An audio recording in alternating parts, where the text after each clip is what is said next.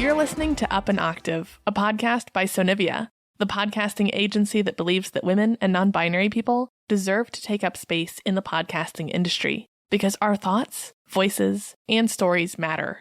Here you'll learn how to make dope podcasts that inspire, educate, convert, and most importantly, make your voice shine. I'm your host, Rue Spence, and I'm here to take podcasting up an octave. Let's get into it.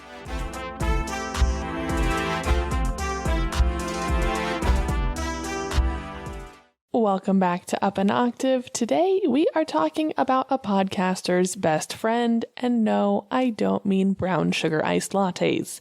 No, my friend, today we are talking about Canva. Now, I know that there are graphic designers out there rolling their eyes, but if you are a one-person or even a small team podcast, Canva is a dream tool. There are so many things that I've used it for, so let's get into it.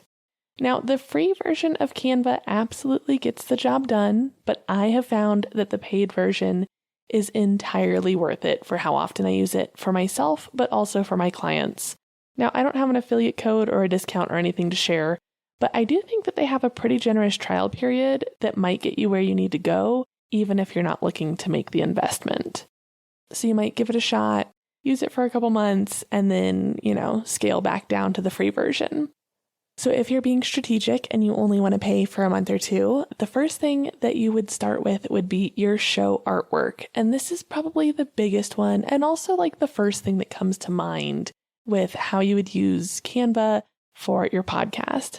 The cover image for your podcast is most likely the first piece of art or visual branding that you'll create for your show. Now, when you're in Canva, you are able to set the dimensions of your project. So for your cover art, make sure that you set them to 3000 by 3000. Way too often I see people having trouble getting their show, especially onto Apple.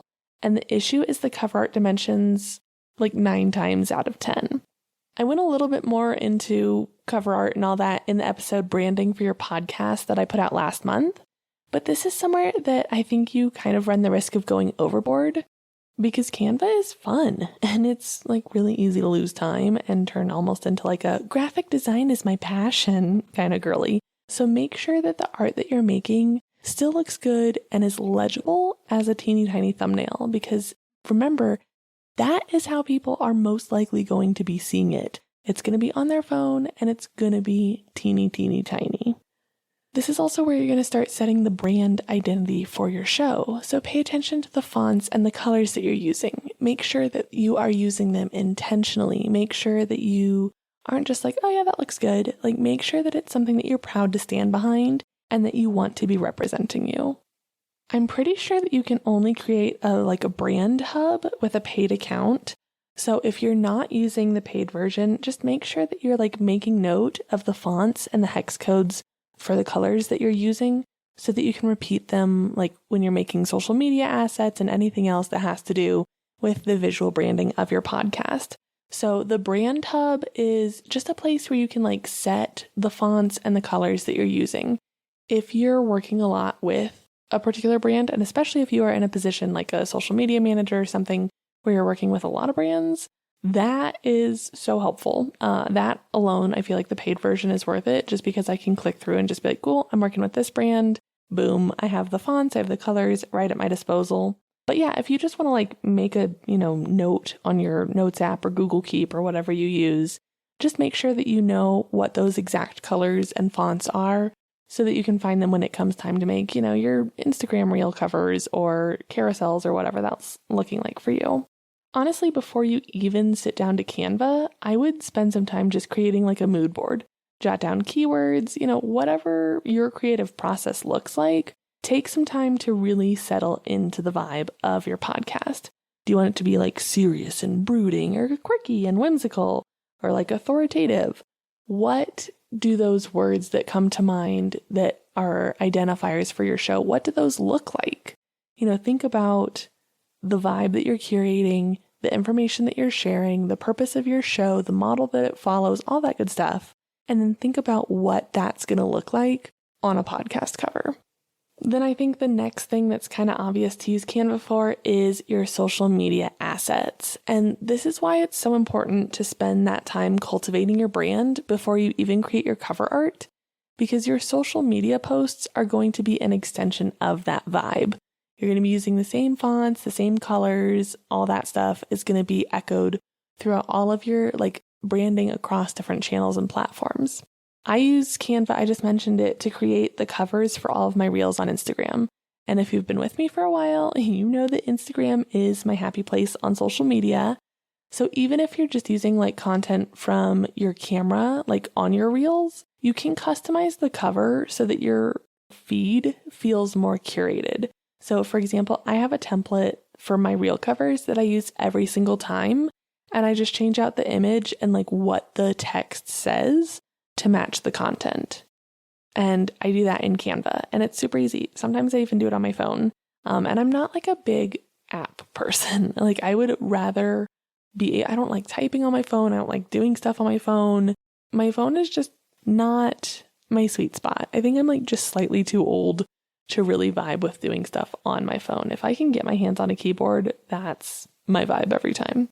So I also create all my static posts and carousels, which I mentioned within Canva, which again, because of the brand hub, takes literally no time at all. All I have to do is generate the content. And because of the brand hub, I just basically copy paste from my Google Keep.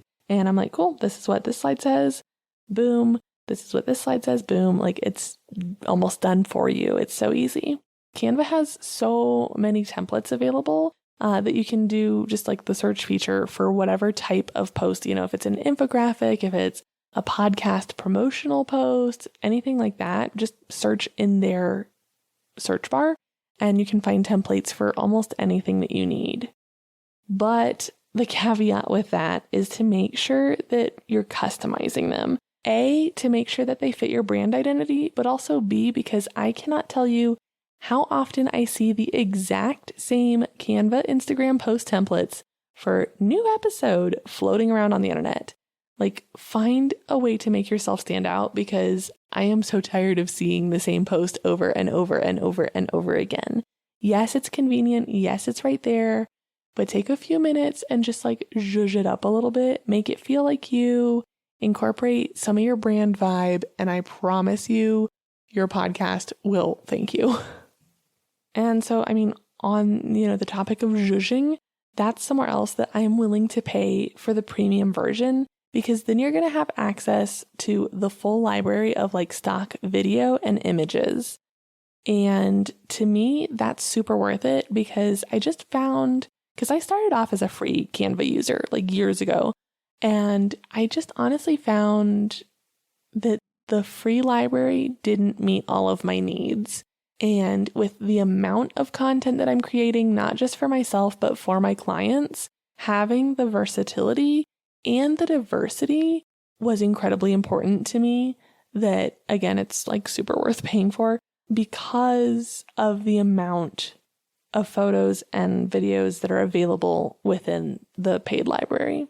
And also they have graphics too. So I should mention that it's illustrations, as well as backgrounds, as well as photos, video. There's just so much content that's available, especially as a paid member. So bonus tip, a super easy way to create sound bites for an episode or audiograms is just to take that little sound bite from your working file, export it on its own, call it episode soundbite. And then you can upload that into Canva and add it to a mobile video sized project. Make the image background one of your brand colors, find some stock video to add to it just to give it some visual interest or movement. I like, sunrises or waves crashing, just something that gives it some visual interest. Drop the transparency on that video so that your brand color shows through, and then export it. Then when you go to upload it on Instagram, or I guess publish it on Instagram as a reel, you can use a trending audio with the volume just super, super low. This works really well for the acoustic guitar or piano kind of backgroundy ambient sound ones. Drop it super, super low so it's not fighting for attention from your voice. And then you can use the caption feature to generate captions for what you're saying so that if people are not able to listen with audio on, they can still get value out of it. And then boom, you're good to go. You made a reel. You made an audiogram. And I think that that is really helpful because I think a lot of times we think, oh, I have to use Descript or Headliner or one of those, audiogram generating apps to get the subtitling. And so it's honestly such a huge hack to just use the built-in Instagram captions, which you can also double tap on and customize them if they did get a word wrong or the spelling of something wrong. And there's also kind of some back and forth on whether or not Instagram's algorithm pushes out content that's got captions and words imported directly from, if you're typing it into the Instagram app. Some people think that that helps because it's easier for Instagram to recognize the keywords as opposed to just uploading a fully made video that has everything already integrated in it. So I'm not sure if that's just an Instagram rumor because there are plenty of those that go around or if there's any salt to it.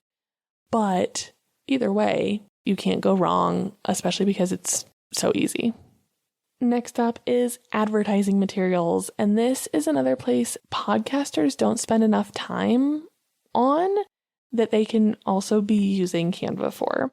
So you can get really in the weeds here. Think about where your ideal listener is spending their time and what would appeal to them when you're trying to advertise, especially if you're trying to advertise in the real world and not just on the internet. One of my favorite examples of advertising materials was helping one of my clients who runs a book podcast, and she was trying to figure out how to appeal to more people in her community because she lives in a pretty big city, and she wanted to get more local listeners because of some of the local events that she has that are partnered with her podcast. And so actually one of the things that we ended up doing was on Canva creating bookmarks with the info about her show and a QR code to listen that she was able to leave on the counter of one of her favorite local indie bookstores. That's just one example of how you can really identify where your listeners are spending their time, what would appeal to them, and, figuring out ways to market directly to them, and then utilizing Canva to build those assets. So whether it's a bookmark, whether it's a flyer, whether it's business cards, there's so many different things that you can be using Canva for that you wouldn't necessarily think, oh, I have a podcast, this makes sense. Beyond that, to dovetail in is merch. So this is somewhere that I could lose an entire afternoon very easily. You can use Canva to create all sorts of merch designs for your podcast. T-shirts, stickers, mugs, you name it. I know that they do offer printing options, but I'm honestly not sure if that's the most economical place to go about it.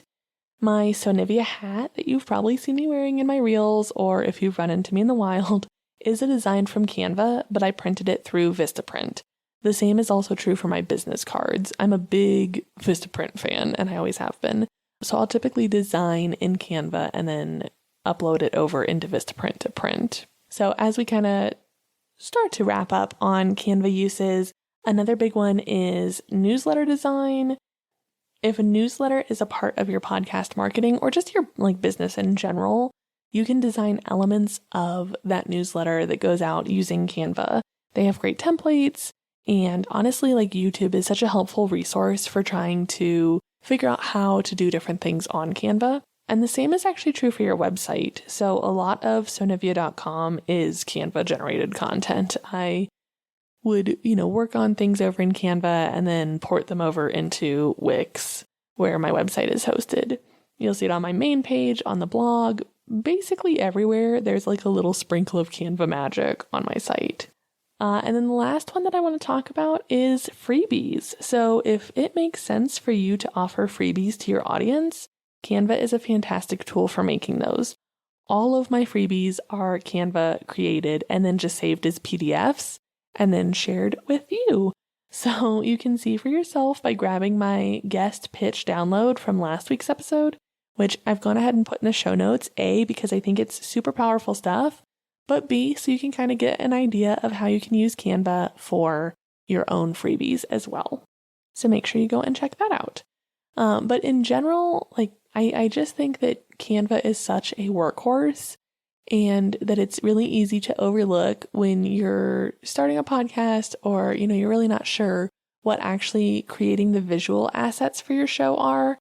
I think so many people think of podcasts as, if they're not like video podcasts, being totally non-visual, and Canva's just too powerful to sleep on it. So those are some of my favorite ways to use Canva, but I'm really curious to hear if there are any that you use in your own workflow that I have overlooked. Psst. Hi, I'm interrupting the show to tell you about something special, a chance for us to connect one-on-one. Whether you're thinking about starting a podcast and aren't quite sure where to begin, or maybe you've got a show already, but you're not sure how to grow, I want to let you know about my free consultations. Yep, that's right. Absolutely free. No strings attached, no pressure, just a chance to chat with your fairy pod mother, that's me, about turning your podcast dreams into reality.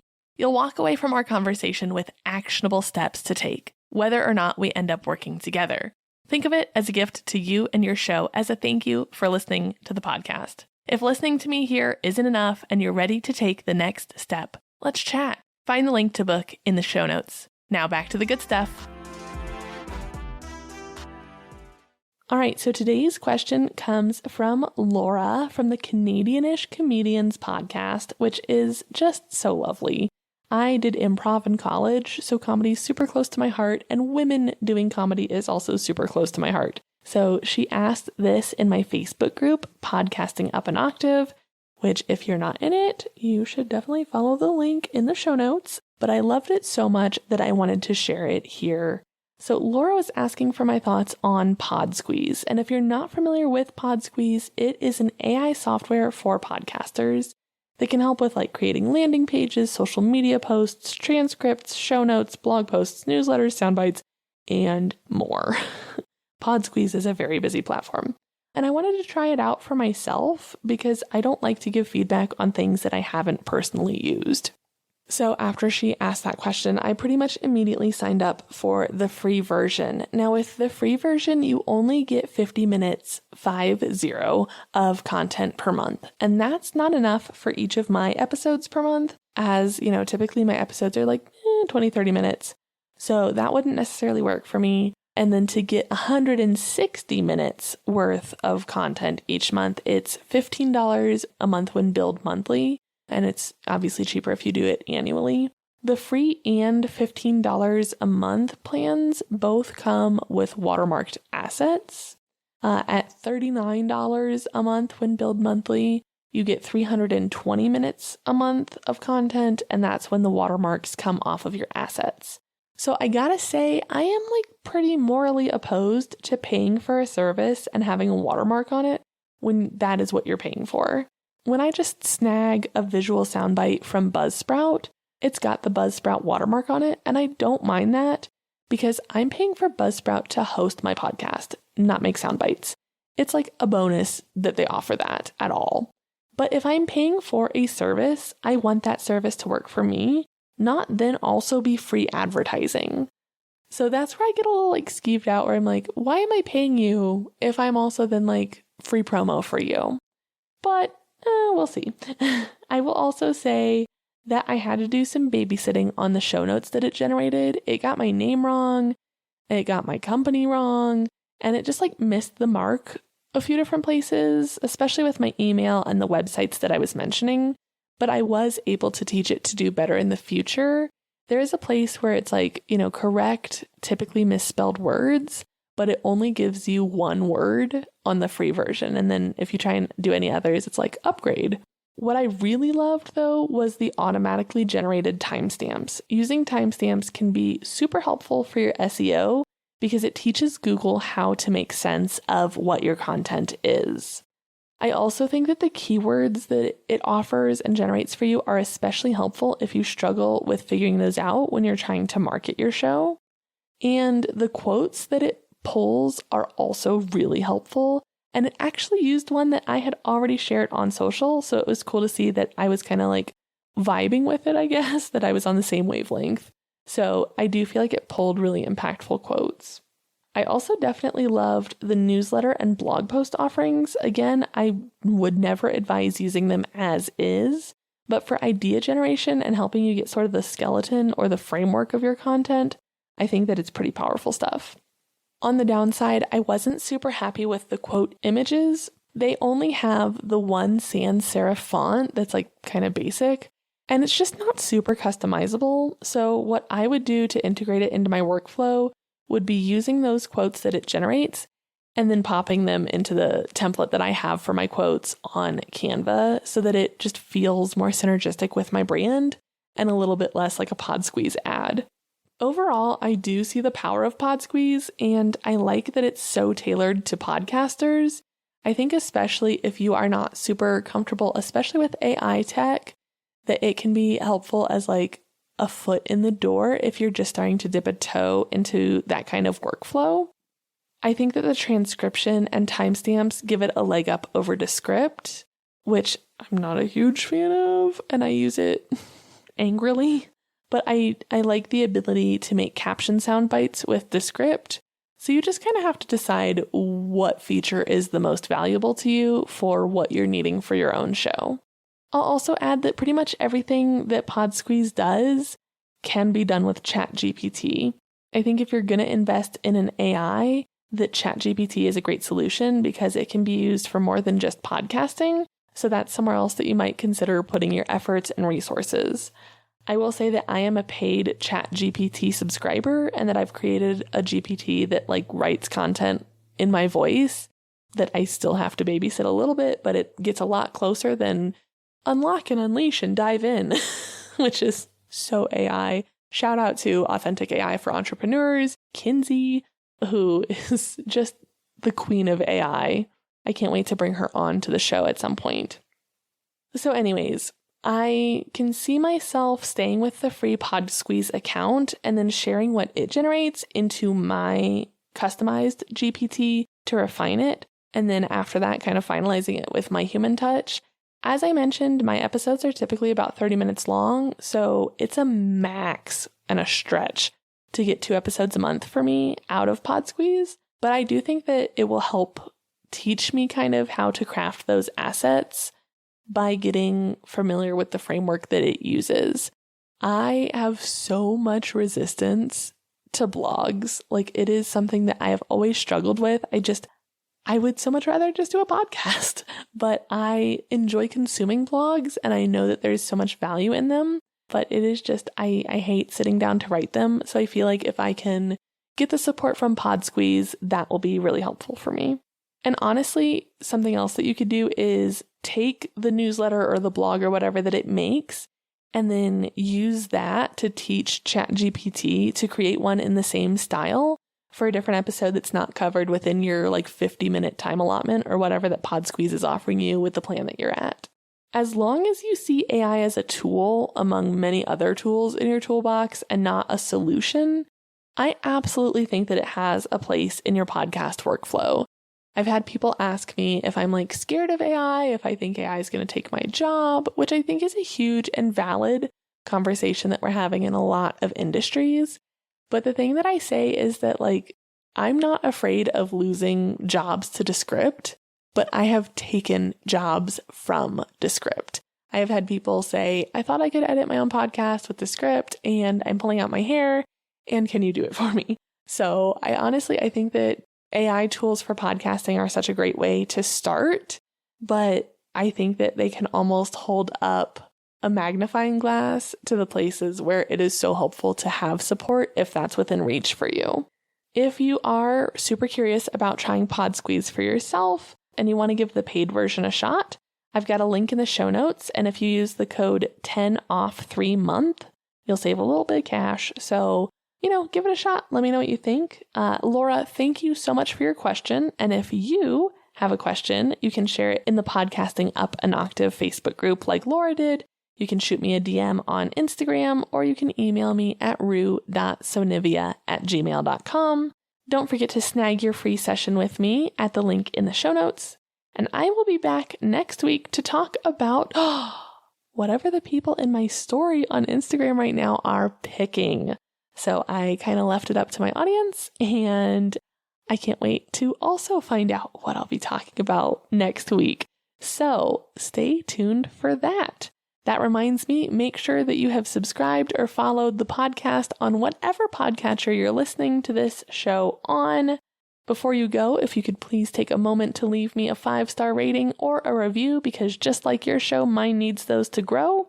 The party keeps going on Instagram at Sonivia Studios, and come hang out in that Podcasting Up an Octave Facebook group. It's still super intimate, so that is the best place to get hands-on, one-on-one access to me for free.